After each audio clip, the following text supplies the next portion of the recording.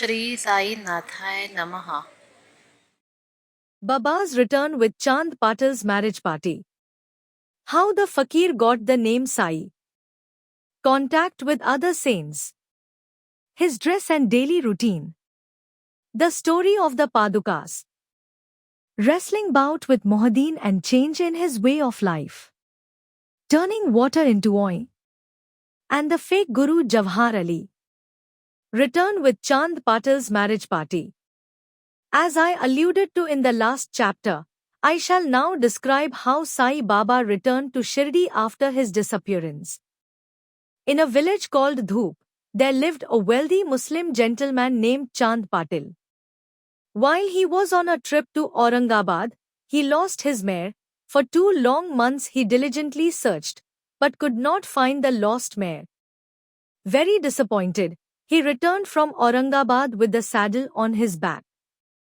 After travelling about 12 miles, he came to a mango tree, under the foot of which sat a rather strange-looking fellow. He had a cap on his head, wore a long robe, and had a short stick under his armpit and was preparing to smoke a pipe.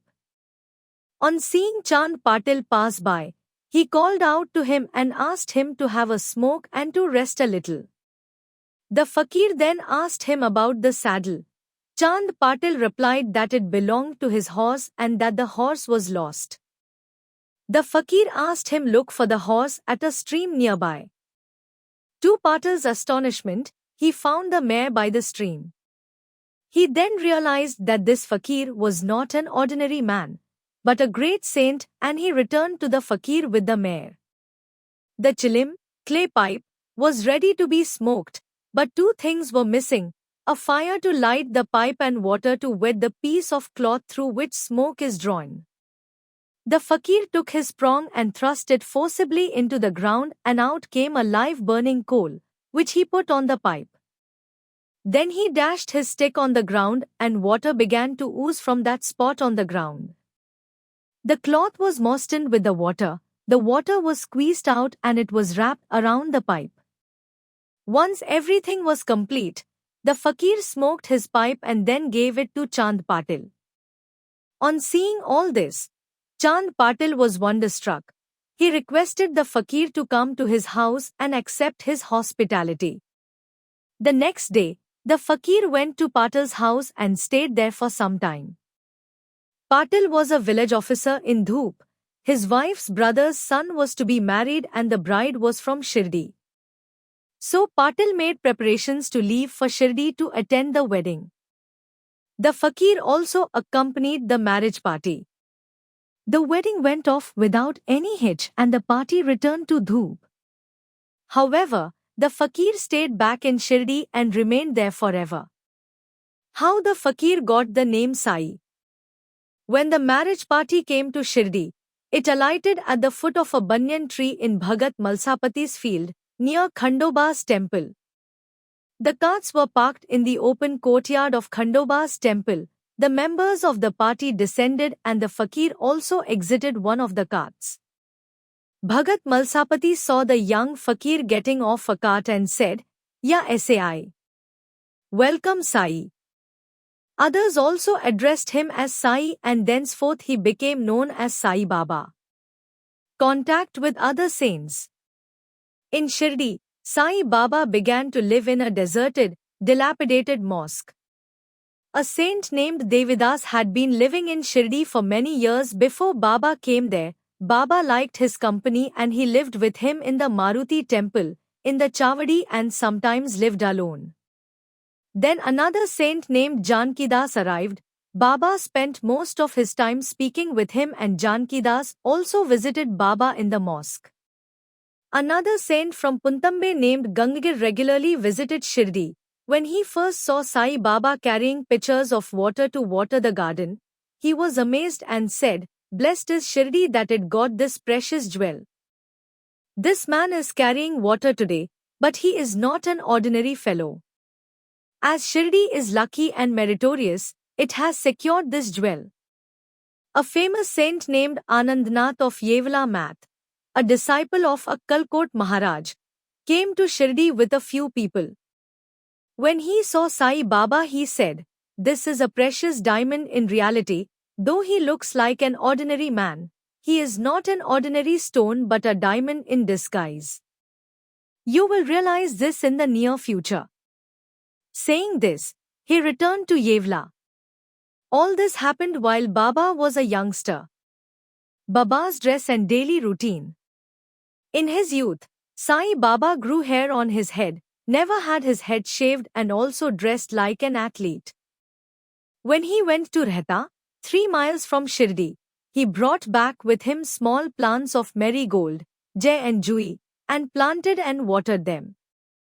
A devotee named Vaman Tatya supplied him daily with 2 earthen pitchers. With these, Baba himself used to water the plants. He drew water from the well and carried the pitchers on his shoulders.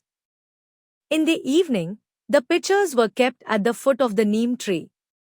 As soon as they were placed there, they cracked as they were not baked. The next day, Tatya supplied 2 fresh raw clay pitchers. This course went on for 3 years, and with Sai Baba's effort, there grew a flower garden. On this site stands the big mansion, the Samadhi Mandir, which is now frequented and used by so many devotees. The story of the Padukas under the neem tree. A devotee of Akkalkot Maharaj, named Bhai Krishnaji Ali Bakkar, worshipped the photo of Akkalkot Maharaj. He once thought of going to Akkalkot, Sholapur district, receiving the darshana of the Padukas, embossed footprints, of the Maharaj and offering his sincere worship there. But before he could go there, he had a vision in his dreams. Akkalkot Maharaj appeared in the vision and said to him, "Now Shirdi is my resting place, go there and offer your worship." So Bhai changed his plans and came to Shirdi, worshipped Baba, stayed there for 6 months and was happy. As a symbol of this vision, he prepared the Padukas and installed them on an auspicious day of Shravan, Shaka 1834, 1912 AD. These Padukas were installed under the neem tree with due ceremonies and formalities which were conducted by Dada Kelkar and Upasni Maharaj. Dikshit Brahman was appointed to perform the worship rituals and the management was entrusted to a devotee named Sagun. The complete version of this story. Mr. B.V. Dio, retired Mamlatdar, village official, of Thana and a great devotee of Sai Baba, made enquiries about this matter with Sagun Meru Naik and Govind Kamlakar Dikshit and has published a full version of the story of the Padukas in the Sai Leela Wall, 11. It reads as follows. In 1912, Dr. Ramaravu Kothare of Bombay came to Shirdi to receive Baba's darshana. His assistant and his friend, Bhai Krishnaji Ali Bakkar, accompanied him.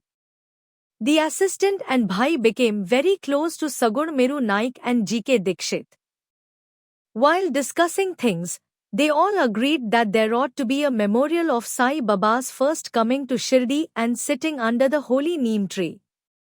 They thought of installing Baba's Padukas there and were going to make them of some rough stone. Then the assistant suggested that if this matter was mentioned to his boss, Dr. Ramaravu Kothare, he would prepare nicer Padukas for this purpose. Everyone liked the proposal and Dr. Kothare was informed of it. He came to Shirdi and drew a plan of the Padukas. He went to Upasni Maharaj in Khandoba's temple and showed him his plan. The latter made some improvements, drew lotuses, flowers, a conch, a disc, a man and suggested that the following verse, regarding the neem tree's greatness and Baba's yogic powers, be inscribed. The verse is as follows. Sada Nimbavraikshasya Mooldhivasat, Sudhasravinam Tiktampi Apriyam Tam, Taram Kalpavrikshadikam Sadhayantam Nammishwaram Sadgurum Sai Natham. Upasni's suggestions were accepted and carried out. The Padukas were made in Bombay and sent to Shirdi with the assistant. Baba said that they should be installed on the Purnima, 15th day, of Shravan.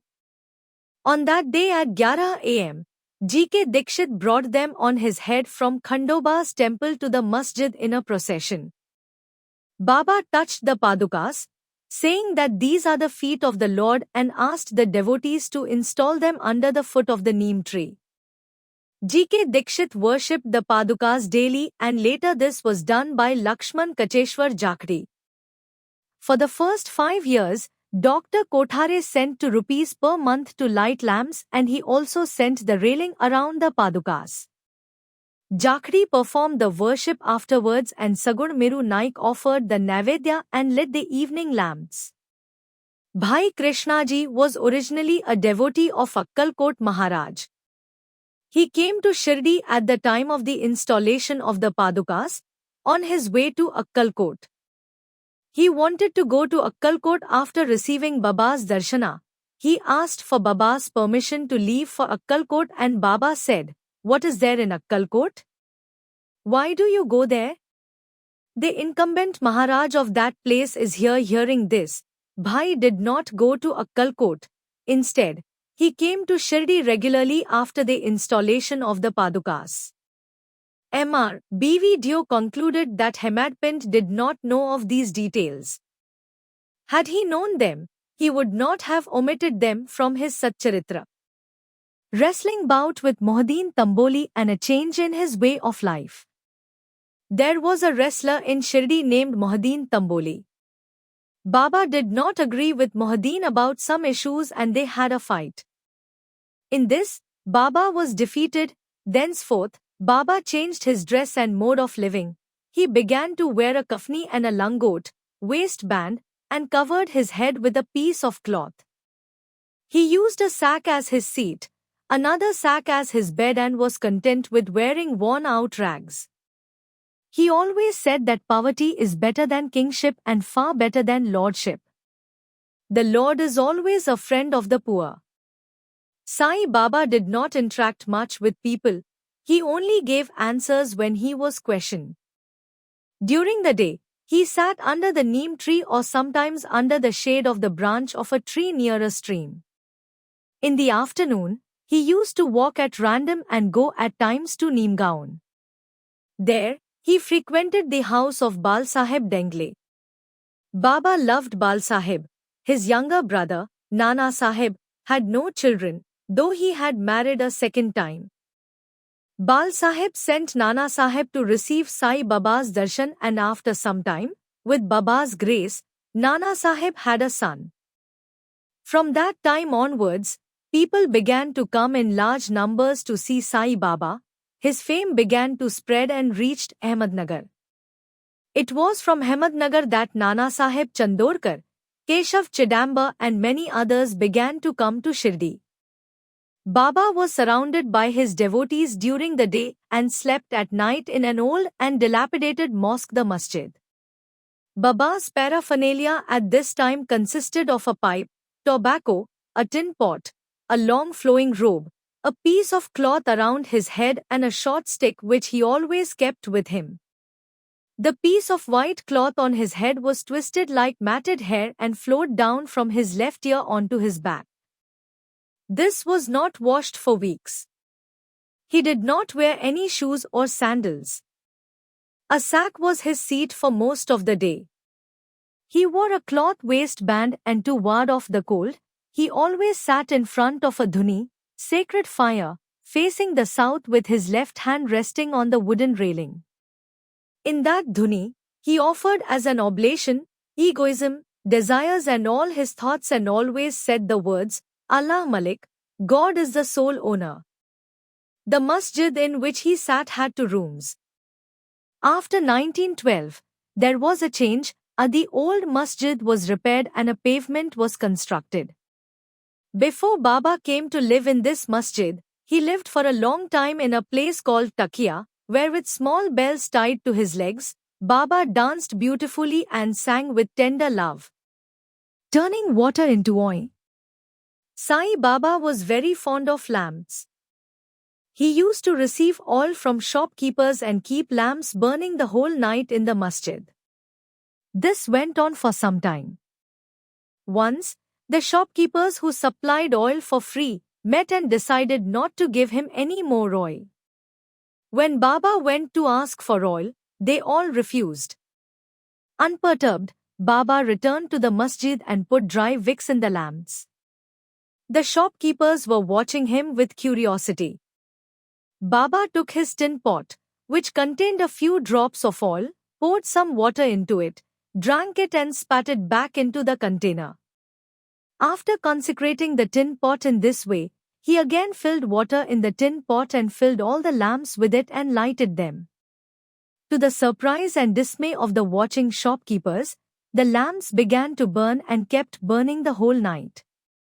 The shopkeepers repented and apologized. Baba forgave them and asked them to be more truthful in the future.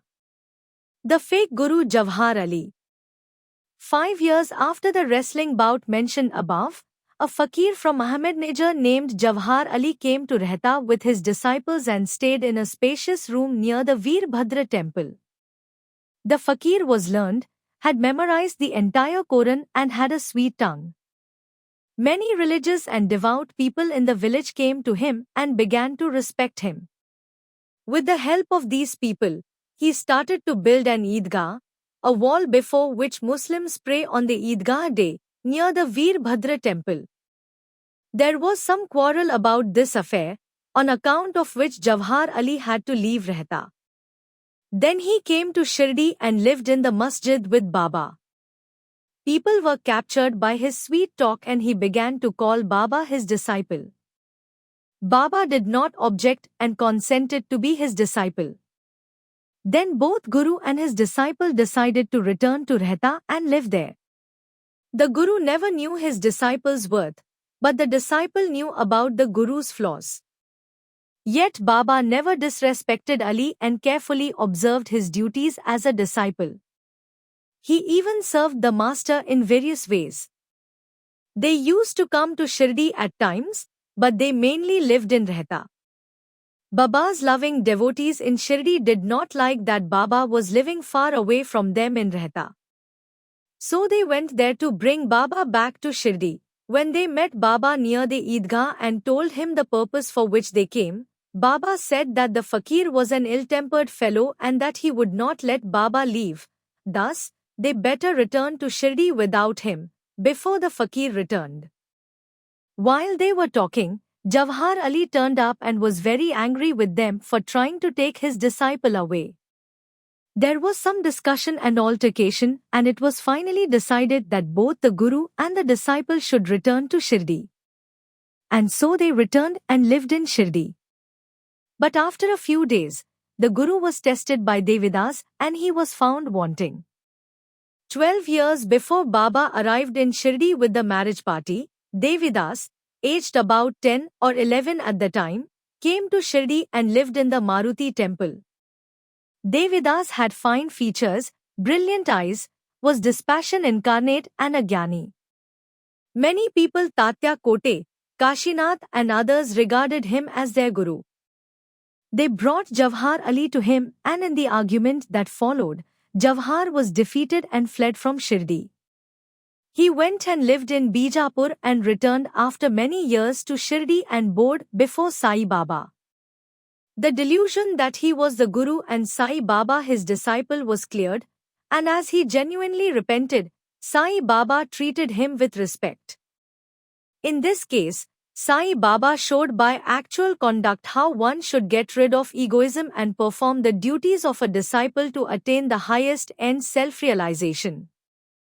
This story is told here according to Malsapates, a great devotee of Baba, version. Bo to Sri Sai, peace be to all.